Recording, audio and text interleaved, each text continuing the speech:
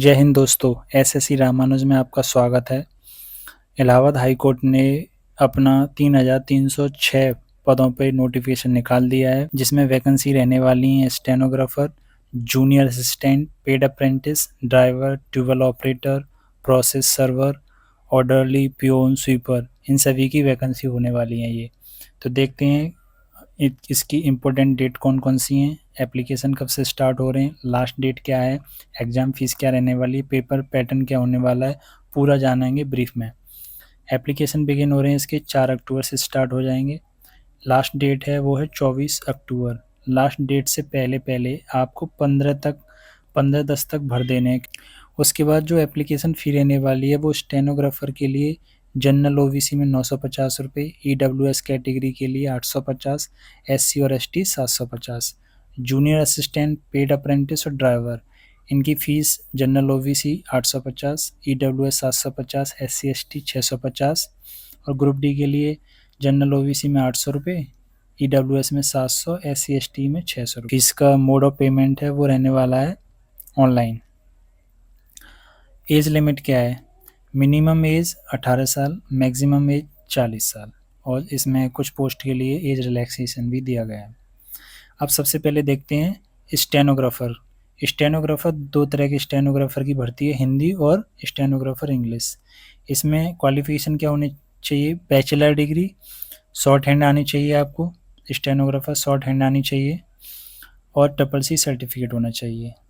ऐसे ही stenographer English के लिए same bachelor degree, 100 permanent short hand होनी चाहिए और CCC होना चाहिए। इसमें जो हिंदी वाले ही वैकेंसी हैं वो है 517 वैकेंसी और इंग्लिश स्टेनोग्राफर की हैं 66 वैकेंसीज। डिस्ट्रिक्ट कोर्ट में जो क्लरिकल कैटेगरी में वैकेंसी हैं सी ग्रुप की, वो 2 तरह की वैकेंसी हैं, जूनियर असिस्टेंट और पेड अप्रेंटिस। जूनियर असिस्टेंट की हैं 932 वैकेंसी, पेड अप्रेंटिस की हैं 122 वैकेंसीज। जूनियर असिस्टेंट के लिए क्वालिफिकेशन 12 और CCC और पेड अप्रेंटिस के लिए भी सेम 12 और CCC। इसमें आपको हिंदी टाइपिंग होनी चाहिए 25 वर्ड पर मिनट, इंग्लिश टाइपिंग 30 वर्ड पर मिनट।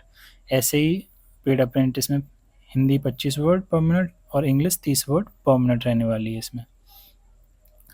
अब जूनियर असिस्टेंट हम देख चुके हैं, 10+2 और हिंदी टाइपिंग सेम है। ड्राइवर की वैकेंसीज इसमें क्लास 10th पास होना चाहिए ड्राइवर को और एक ड्राइविंग लाइसेंस होना चाहिए जो कि 3 साल पुराना हो। याद रखना दोस्तों, 3 साल पुराना। इसमें वैकेंसी जो रहने वाली है वो टोटल 30 वैकेंसीज हैं। अब डिस्ट्रिक्ट कोर्ट में ग्रुप डी की भी वैकेंसी है, ये ग्रुप डी की वैकेंसी है इसमें, जो कि tubewell operator, process server, peon, waterman, sweeper, माली। ट्यूबवेल ऑपरेटर के लिए class 8 with 1 year ITI certificate. Process server के लिए 10th पास होना बहुत जरूरी है। पियोन के लिए क्लास 8 पास होना जरूरी है और स्वीपर के लिए क्लास 6। इसमें वैकेंसी टोटल 1639, 1639 वैकेंसीज हैं इसमें। अब एडवर्टीजमेंट को हम और थोड़ा और अच्छे से डिटेल में चेक करते हैं। स्टेनोग्राफर के लिए क्या है, जो 24 अक्टूबर को चलेंगे, ये सभी के लिए। फीस डेट जमा करने की डेट है 25 अक्टूबर लास्ट। फीस स्ट्रक्चर हम आप देख चुके ही हैं, 950, 850 और 750। ये जो एप्लीकेशन है ये 26 अक्टूबर से 27 अक्टूबर तक किया जा सकता है। अगर कोई करेक्शन करना चाहता है तो 26 अक्टूबर से 27 अक्टूबर तक कोई भी वैकेंसी है, सभी में सेम है। स्टेज 1 और स्टेज 2 में होगा ये paper. Stage 1 OMR based question paper आएंगे इसमें और स्टेज 2 शॉर्ट लिस्टेड जो कैंडिडेट होंगे उनकी कंप्यूटर टाइपिंग और स्टेनोग्राफर का टेस्ट होने वाला है। अब इसमें मैंने आपको पहले ही बता चुका हूँ, स्टेनोग्राफर हिंदी के लिए 517 वैकेंसी, इंग्लिश के लिए 66 vacancies. Grade pay 2800 grade pay की वैकेंसीज है ये। पहले ही क्वालिफिकेशन देख चुके हैं, ग्रेजुएशन होना चाहिए, CCC सर्टिफिकेट होने चाहिए, शॉर्ट हैंड आनी चाहिए। ऐसे ही इंग्लिश स्टेनोग्राफर के लिए ग्रेजुएशन होनी चाहिए, CCC होनी चाहिए और शॉर्ट हैंड बहुत जरूरी है दोस्तों। शॉर्ट हैंड, बिना शॉर्ट हैंड वाले स्टेनोग्राफर नहीं बन पाएंगे, आंसू लिपि जिसे हिंदी में कहते हैं।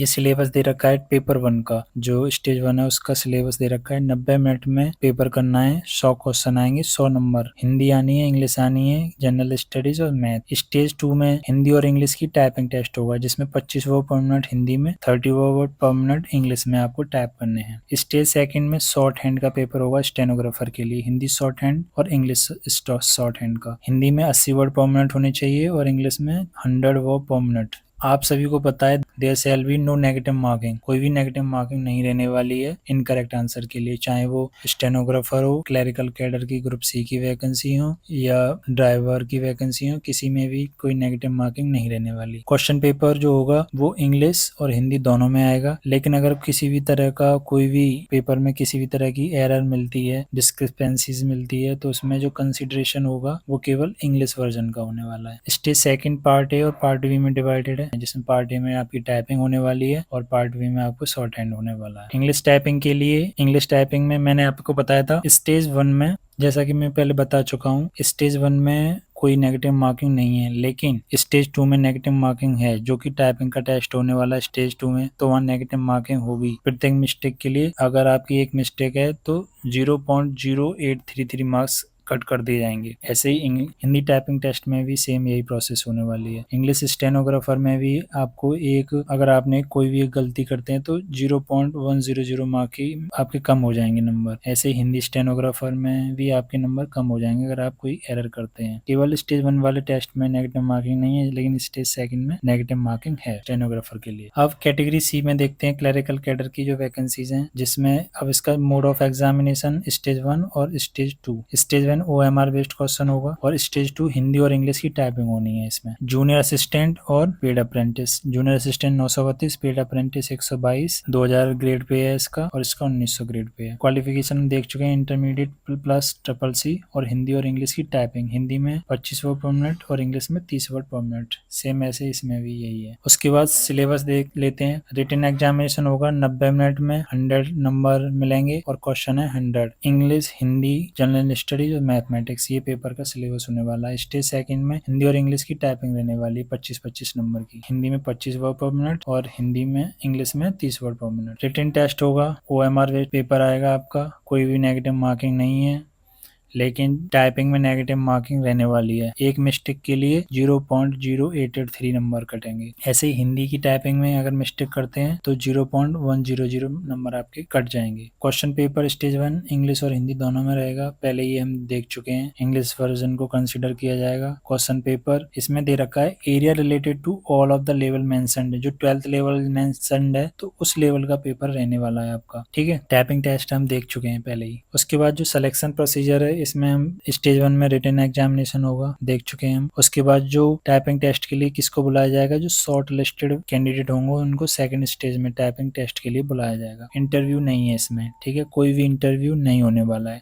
एडवर्टीजमेंट देखते हैं हम ड्राइवर के लिए। ड्राइवर में स्टेज 1 रहने वाली है, स्टेज सेकंड रहने वाली है। Stage 1 OMR based offline test paper होगा, स्टेज सेकंड में शॉर्ट लिस्टेड कैंडिडेट को बुलाया जाएगा टेक्निकल ड्राइविंग टेस्ट के लिए, ठीक है। इसमें नंबर ऑफ वैकेंसीज 30 है, 1900 ग्रेड पे की जॉब है ये। हाई स्कूल होना चाहिए और 4 व्हीलर का लाइसेंस होना चाहिए, 3 साल पुराना होना चाहिए। किस किस तरह की नॉलेज होनी चाहिए इसमें, ट्रैफिक रेगुलेशन के बारे में हमें पता होना चाहिए। Have ability to read and write Hindi in Devanagari script and English language, ये आपको आना चाहिए क्योंकि आप पेपर देंगे हिंदी इंग्लिश, ऑब्वियसली आप पे आता ही होगा। स्टेज 1 में वही Hindi English general studies math, 100 question 100 number 90 minute.